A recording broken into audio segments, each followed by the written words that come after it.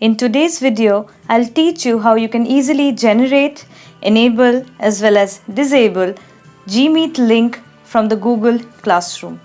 So to do that, first I'll head over to the Google Classroom app on my phone as usual, and I'll click on it.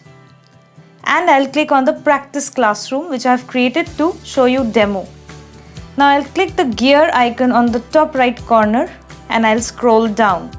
Right under the general tab, the fourth option reads video meeting and the option reads none.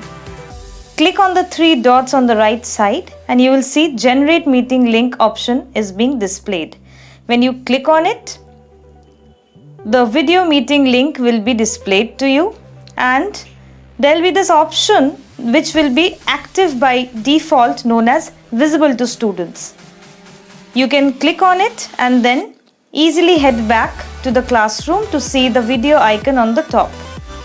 Now let us just go back by clicking the gear icon and disable the visible to students option.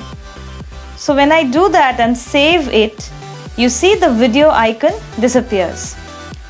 Again, when I go back and I enable the visible to students option and click save and then come back to the main dashboard of the classroom, you see the video icon link is available. So this is how you can easily generate, enable and disable Gmeet link through Google Classroom.